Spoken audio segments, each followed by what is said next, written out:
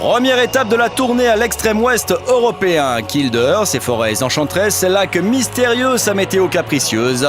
Toutes les conditions météo sont là. Soleil, pluie, grêle, vent. Nos valeureux pilotes sont en pleine concentration à l'aube de cette saison du Sables Salomon Avalanche Trophy version 2009.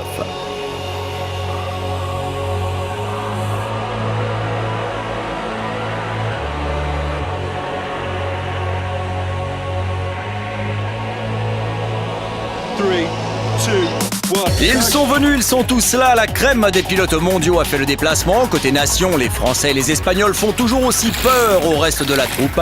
Même le contingent du Royaume-Uni, la nation par excellence du VTT enduro, sait que la partie n'est pas gagnée face aux grosses écuries latines engagées sur le circuit.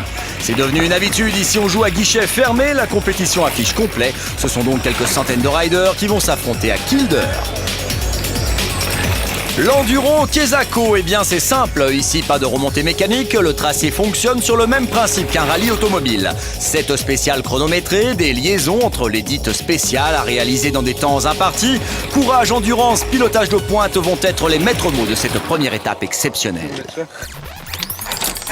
C'est également l'unique étape se jouant en solo contre la montre. Un pilote s'élance toutes les 30 secondes sur un circuit habituellement détrempé qui cette année est bien sec. La vitesse de pointe va forcément s'en ressentir. Moins d'humidité, ce sont des trajectoires plus sûres, des pierres moins glissantes, des racines moins traîtres. Accrochez-vous à vos accoudoirs, ça va envoyer sévère.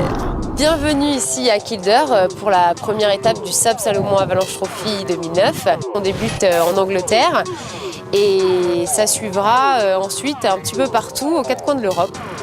Cette année, une amélioration et un changement à l'instar de ce qui s'est fait en Formule 1.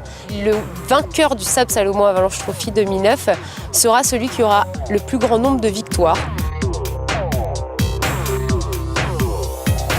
L'Avalanche Trophy va retourner à Val-Nord, en Andorre. C'est pas le même type de course, c'est une maxi avalanche, donc de la descente marathon avec 2 départs et du fait 2 chances de marquer des points pour ceux qui veulent atteindre la victoire du Sables Salomon Avalanche Trophy.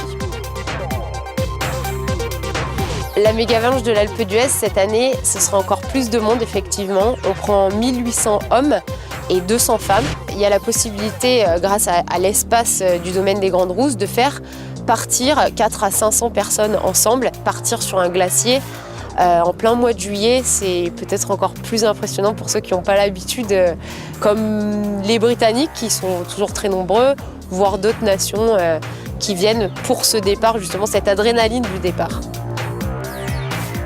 On va se rapprocher du cercle polaire pour la 4e étape du Sables Salomon Avalanche Trophy, la maxi avalanche qui se déroulera à Åre en Suède. Ce sera la 2e édition, puisqu'on a commencé l'année dernière, et qui est vraiment un dépaysement total. La finale du Sables Salomon Avalanche Trophy sera en Suisse, à Flims. Alors, toute nouvelle étape, on n'a jamais été dans cette partie de la Suisse. Les montagnes là-bas, à Flims, sont classées au patrimoine de l'UNESCO. Donc en plus d'une belle finale de Sables Salomon Avalanche Trophy, pourquoi pas faire un petit tour de tourisme là-bas à Flims en Suisse. Avouez que le programme est des plus alléchants. Pour l'heure, it's a prologue time du côté de Kildare.